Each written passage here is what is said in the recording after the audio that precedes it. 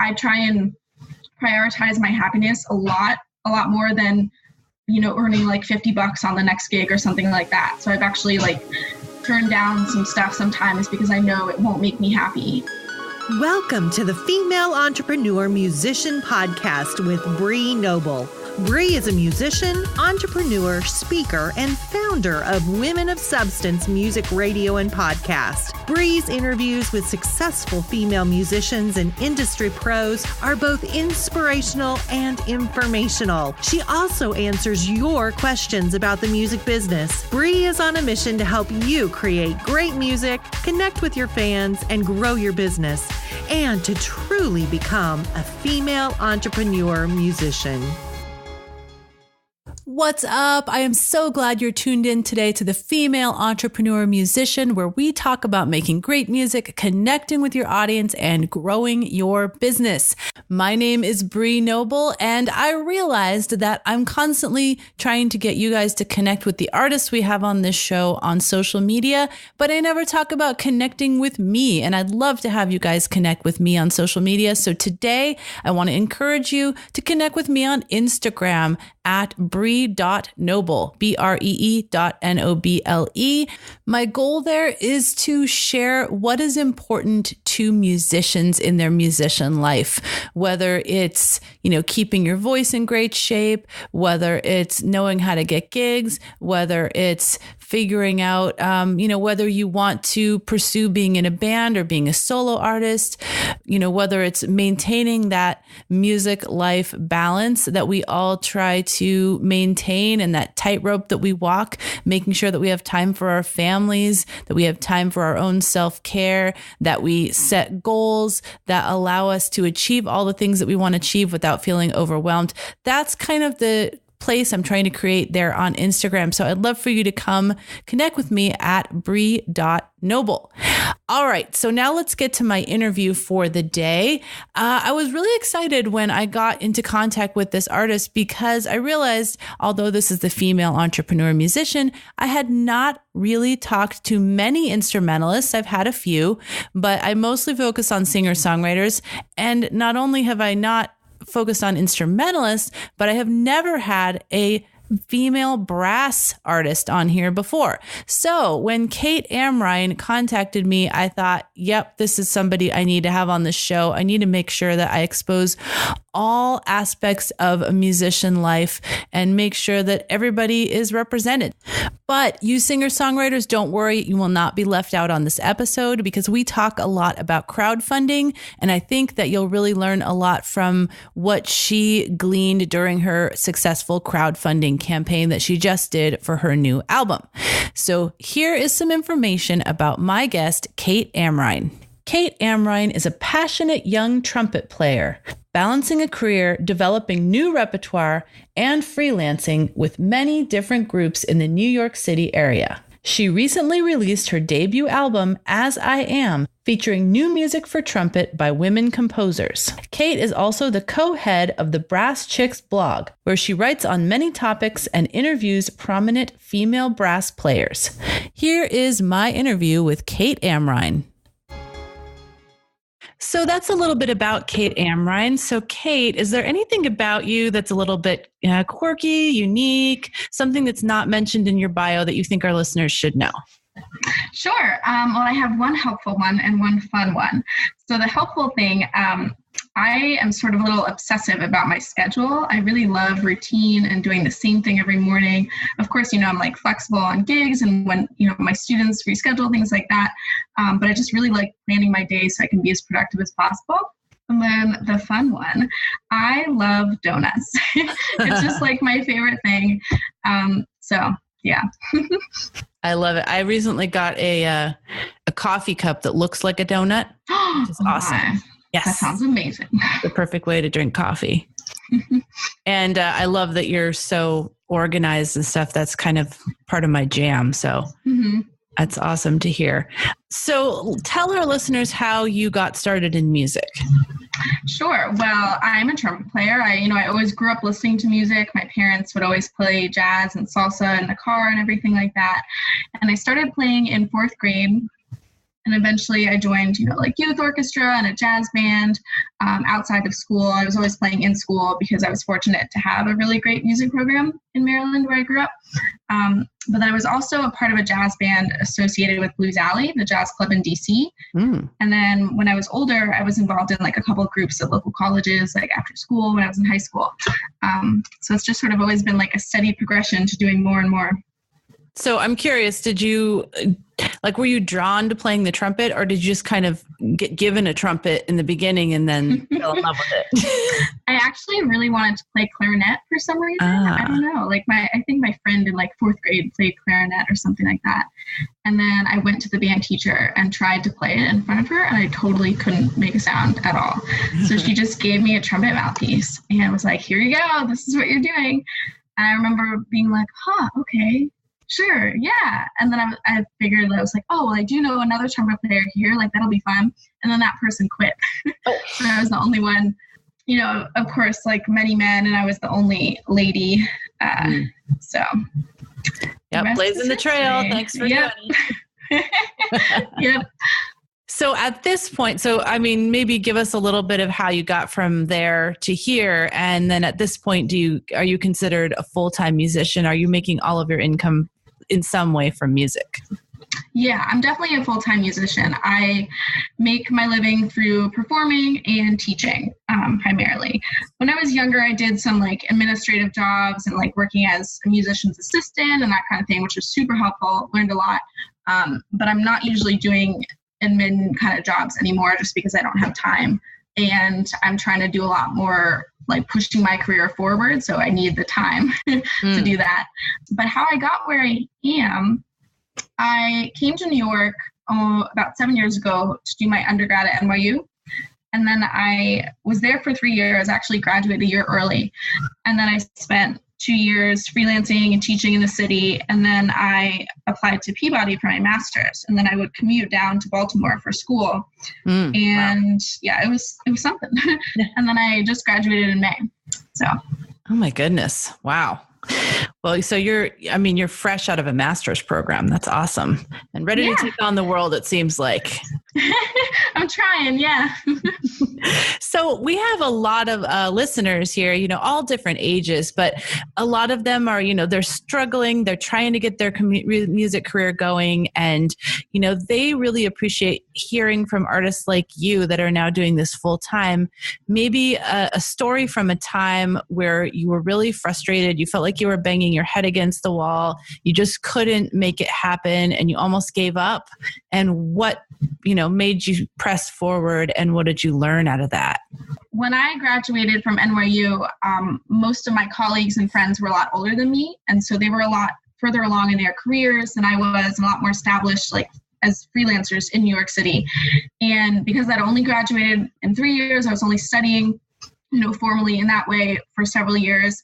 I was just I remember feeling very frustrated with my career and my playing. And I just really wanted to be doing much better things. And it was rough. So I decided to go back to school for my master's and I applied. I don't really remember feeling like giving up, but I just remember it was definitely like a crossroads of like, I need to change something or else I'm just going to keep like treading water and doing things that I don't like doing and not being a happy person, which to me, I think is always the most important, honestly. I try and prioritize my happiness a lot more than, earning like $50 on the next gig or something like that. So I've actually like turned down some stuff sometimes because I know it won't make me happy. Yeah. But yeah, back to the story. So I was feeling really frustrated and sort of sad that things weren't happening as I wanted to them. And I just decided to channel that into learning and getting better and making myself better in school so that when I graduated, I would be in the best possible position for success.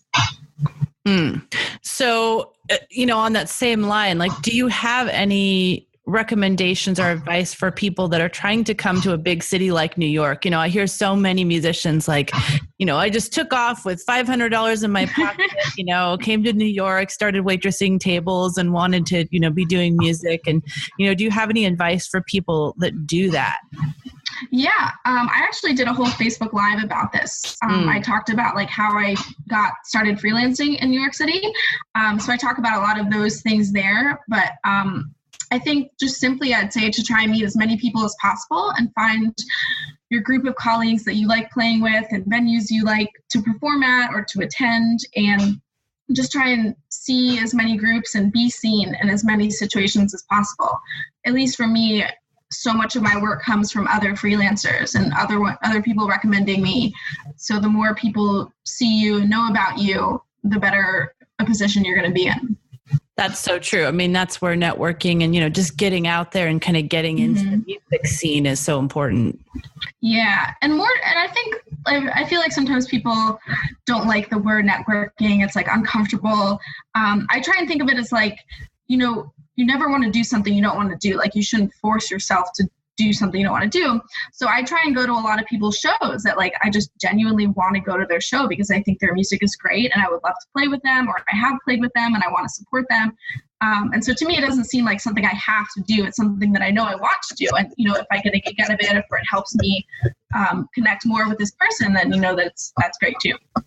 That's so true. I mean, it really is just making friends in the music world and expanding your community. It doesn't have to be that like scary networking word. Like for those of us that are, introverts and stuff, like networking does sound scary. Actually I am an introvert. I just at, the beginning of the day, like my most natural state, I really don't love talking to people always. So it's definitely a skill that I've had to cultivate over the years. Yep, for sure. I think we all have to. And even if we are extroverts, like there's a lot of uncomfortable situations that we don't necessarily like being in when it comes to talking to people. Like, the first time I did an interview and stuff like that, it doesn't just come naturally. We have to kind of put ourselves out there and move into those new places. Yeah, definitely. Well, you've played in a lot of really cool venues and with a lot of really cool like theaters and stuff like that. What is, at least so far, the most mind-blowing experience that you've had where you felt like, oh my gosh, pinch me, I can't believe that I'm here doing this? Sure. I think, can I take two, actually? Absolutely. I originally thought of one, and then I just realized the way you described it, I want to add one. So I think the first one where I was just like, oh, I can't believe this is really happening to me, was when I first got called to start subbing on Wicked. And I was just like, oh, Broadway, like, this is it. Because that's just been my dream for so long. Like, since I was younger, I just grew up listening to shows and singing shows with my friends. And so that was a really, really amazing experience. And then, of course, when I actually got to do it, to be sitting there in the pit looking around, and I'm like, this is it. Like, this is, Friday night on Broadway. So that was really great. And every time I go back in, I'm just like so thankful and so appreciative of the opportunity. And then the next one, I think, is sort of more recently with my album. I have gotten to do a lot of little solo performances, like playing at little music festivals. And so the first one that I did was at the International Women's Brass Conference. And I didn't even think about it at the time, but I was thinking I might have been the youngest person performing there. And to me, that was just really cool to be able to present, a 30-minute recital there among so many heroes in the women's brass world, and show my album off. So that is amazing to be one of, or the youngest person there. That's you should really be proud of that for sure. So cool. Well, on that note about your album, so I saw that you did a crowdfunding for that album and you did really well with it. What kind of approach did you take to crowdfunding? Did you already have a fan base? What things did you feel like worked and what didn't in your crowdfunding experience? Yeah, thank you. I just read so many articles. I recently, for the past maybe several months, I've actually been working with a coach on my career and especially social media. So I think if I had done all of that with this person many months before, I think my crowdfunding would have been even better, which is interesting. So I wasn't really honestly cultivating a fan base before. I should have been, but I wasn't. I tried to be more active on Facebook and Instagram, but I wasn't really scheduling things. I wasn't doing it on a consistent basis with many things in mind. But what I did do, I just read so many articles. There's so many great things on CD Babies, like DIY Musician Podcast and their website. And then I also read this really great book by Ariel Hyatt called Crowdstart. Oh, yes. I interviewed her for the show when it came out, and I recommend it to all my students. Yes, it was amazing. I mean, it's just so great how she outlines it like on a week-by-week basis of things that you have to do. And it was kind of funny because I actually didn't get that book until like only a month before. So I was already behind, and I was like, oh no, like, how am I going to get this together? But yeah, that book was amazing.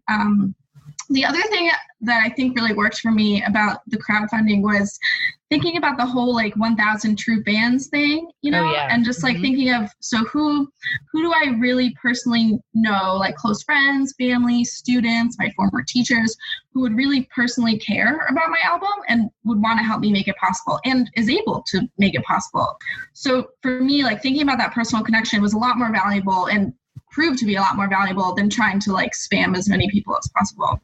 Absolutely. And I know that when I talked with Ariel Hyatt, she said the same thing. It's not trying to get it out to the widest net. It's trying to remember who your real fans are and the people that are going to step up when it's time. Yeah. And then thinking of like the categories of people too, like obviously friends and family are categories, but for me, I have like the whole brass world. I have women musicians. I have young people. I have young freelancers in New York. So like all the groups that you're a part of, and then also like entrepreneurs and female entrepreneurs, all of that kind of stuff too. Like who can you sort of market it to so that you can get them on board with your project? That was really interesting too. So true. I mean, in anything you belong, for me, it would be like my church or, so any clubs that I belong to or something, my kids are in, the theater that they're in or whatever, there's all these different like aspects of your life that you might not have thought of where there are people that want to support you. Definitely. I actually did a breakdown. I should probably publish this of all of the donors. And I went in and notated who was a friend and who was, someone like a teacher or who was a complete stranger. And it was really interesting, the results that I got from that as well. That's really cool. Do you have like a general idea of that? I mean, what percentages? It actually seemed, I was definitely surprised by how many random people found out about the campaign, to be honest, because that to me sounded so weird, like random John Smith from Kansas. I was like, hi, like, how do you know me? And then some of these people, like I'm still in touch with today. Like, so I got someone who runs a radio station in Seattle, in Washington, who runs a radio station playing music by women and by women composers. She somehow found out about it and she donated, and then eventually my music got to be on her station. So it was just, it's crazy how these things all come together. That is really cool. And, some of these new people that you're meeting, then they're like a new contact or a new relationship, like you said. So that's very cool. I talked to you a bit about this when we first started, but, I haven't really had that many, not that many instrumentalists on here. I do have a few students that are instrumentalists, and I definitely have not had any brass players on here before. So I'm so glad when we met that this, could work out, because I thought it would be a great angle. And I'm curious, from your experience, is there anything different in the marketing of your music for instrumentalists than, say, singer-songwriters? Have you noticed any kind of a different angle that you take or anything that you do that would be different from a singer-songwriter? Oh, interesting. I actually think personally I'm trying to be more like singer-songwriters, actually. When I was doing my crowdfunding, there were two other people who I knew who were also making, or I guess maybe three, who were making their albums at the same time. One was a pianist, one was a singer-songwriter, and the other was a leader of a jazz, like Latin group. So it was great because we're all like completely different styles, and you could see how, and they were, of course, were several months in between, but throughout the whole year, I saw other people doing their projects as well. And I actually tried to copy that singer-songwriter a lot because I thought the things that she was doing were really interesting. I think it's more like not so much the brass world, but more like the new music world that I think like my album is a part of, or that I'm thinking of those things. A lot of the articles that I read about like how to make an album are from New Music Box and, New Music USA and I Care If You Listen, that kind of like those new music specific resources. But in terms of making it like singer-songwriters, I think the thing that I guess it's true in the jazz world too. I'm always interested in why people choose to play or sing or perform certain pieces, and why, like why that piece specifically, like what is it about that song that means something to you? And I think that's what people really care about. And that doesn't always happen in classical music. Like this random concerto, like, why should we care? And how are like, but really, I mean, so whenever I'm performing recitals, I really try and speak to the audience in a way of like, here's why this piece is important. It's because like the composer was in an insane asylum and wrote it about his like wife that cheated on him. Like, that's interesting. It's like, I could tell you that the piece is all based on one note and like it has quarter tones in it, but like the story is what's like more interesting. So I try and copy those kind of things, like the meaning of the music, why someone should care about it, what's like a lot, why the project exists also. Like to me, well, I guess we'll probably get to that later. But like, it's not like you picked a bunch of random songs to be on an album. So like, why these ones specifically? How do they all add up to be a complete product? Oh, that's so true. And that's a great insight about the stories. Like, it's not just singer-songwriters that can tell the story of their lyrics or why they wrote a song. I mean, instrumentalists have a reason too, that they wrote a song in a certain way, or, you can talk about their background, like you said. And I think that's really smart because stories just draw people in. Like that should all be wrapping our marketing around a story for sure. So, I know you were going to go into a little of this too, when you were just talking about why you chose the songs that you did for your album. And I know that you commissioned a bunch of songs, which I think is really cool. This doesn't happen much in the singer-songwriter world, but in instrumentalists, like you can go out to certain composers that you really like or respect and commission songs and ask them to write them. So how does that work, and why did you decide to do it? Yeah. There's 8 pieces on my album. So 3 of them were already written, and then 4 of them I had commissioned. Or maybe it's the other way around. 4 of them were already written. So I just approached the composers and I was like, hey, I want to play your piece on my album. And they're like, great. And then the other pieces that I added, these were friends from school, other people whose music I really admired. And some of them I'd worked with before, some of them like in different contexts. Like one of them was a film score composer. So I played a lot on her movies. And so I wanted her to write me a piece because I just had always really liked her music. And then some of the others were people I'd worked with in different situations. So I just asked them, and like specifically how it works. I mean, some of the bigger people, you have, contracts and you pay them a certain amount. And then there's like stipulations of who can play it when and what happens next and those kind of things. But the people I'd asked were a lot more friends. So it wasn't like that specifically.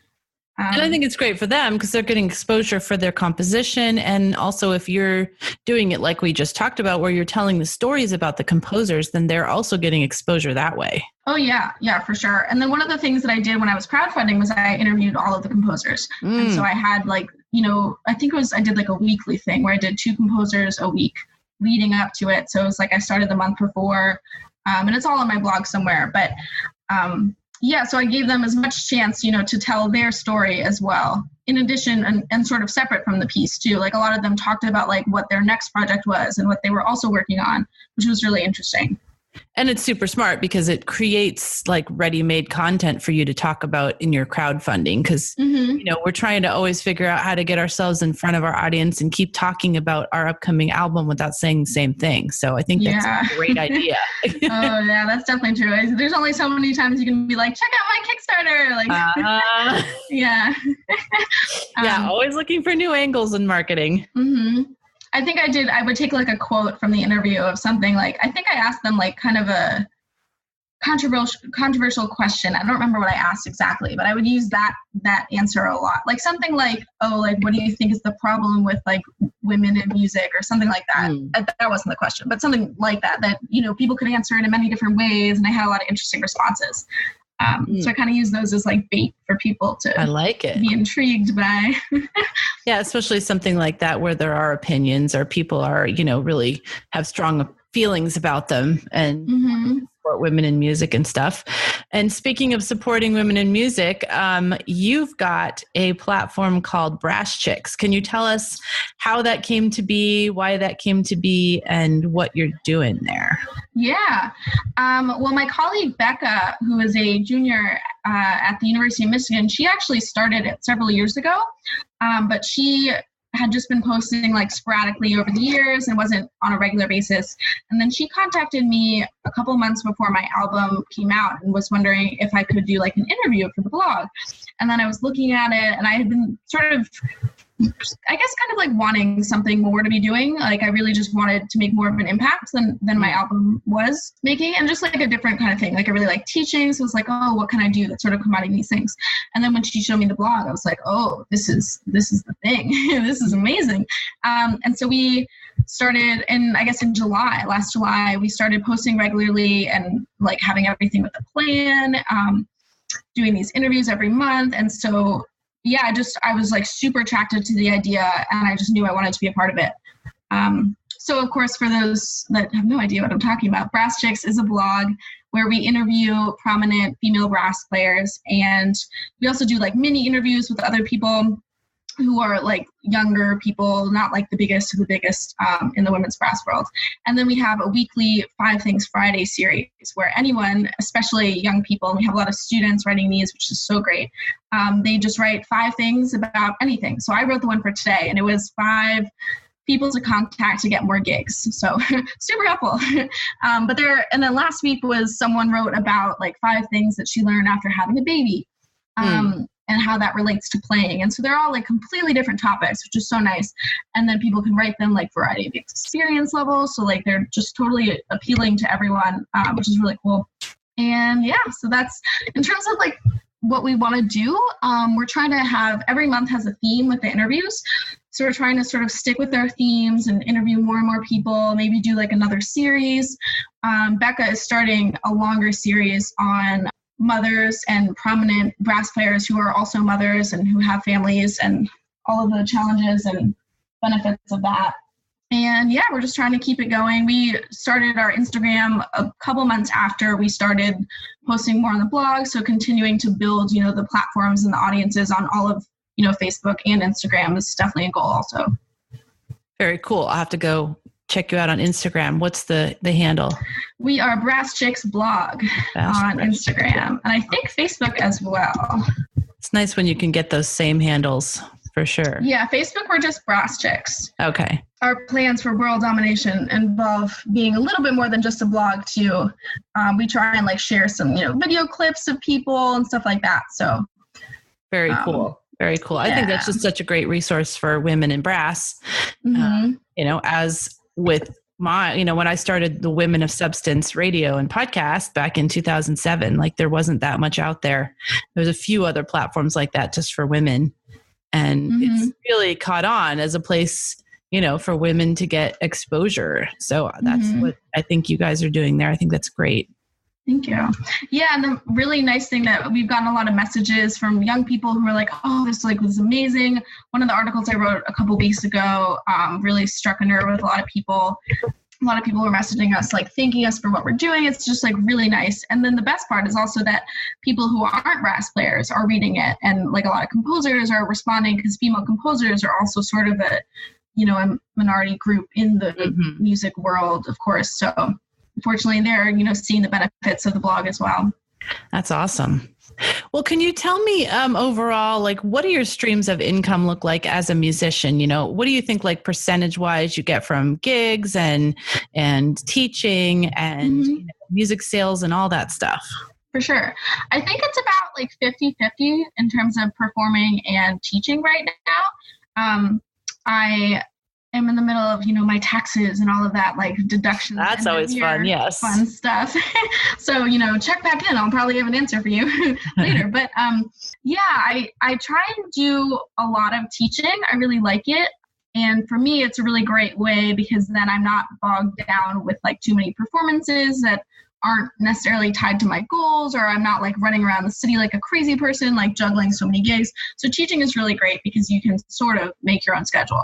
Yeah, those are my So I'm assuming your goal is more to promote your own music and perform your own, music from your album versus getting a bunch of orchestral gigs or theater gigs. It's hard. I mean, I'm trying to do both. It's just so crazy. When I was making my album, I'm like looking around at other freelancers, and everyone, it seems a lot of people are picking one of those paths and not doing both. And so for me, I'm like, oh man, like, how am I going to do this? But I love freelancing. I love playing in orchestra. I love, Broadway and chamber music and doing all these gigs for like completely weird, random situations. So I would never want to just be a soloist. And actually, I honestly never even really wanted to be a soloist. I just wanted to make my album. And then suddenly I'm like, oh, I have to perform it now. Yeah. Crazy how that works. Yeah. So I kind of want to do both. I'm trying to do both.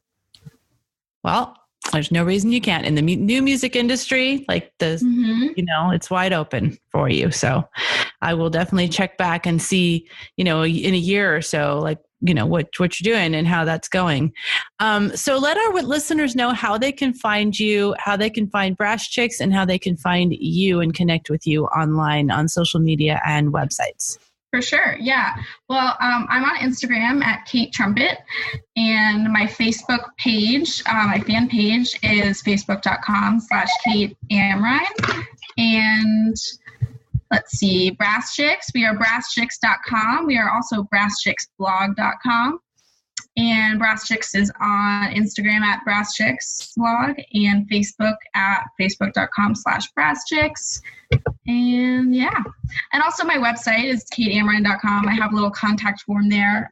So anyone can reach out to me via any of those platforms as well. Perfect. Thank you so much for all this insight. And I love having, younger people. I love getting the whole gamut of ages and styles and, instrumentation and all that stuff on here. So thank you for, representing young people, young women in brass on the show today. Oh, thank you so much. It was a pleasure. Now go out and make great music, connect with your fans, and grow your business. Female Entrepreneur Musician has been brought to you by FEMusician.com and FemaleMusicianAcademy.com. With editing by Jen Eads of 317 Sound Design and music by Stella Ronson.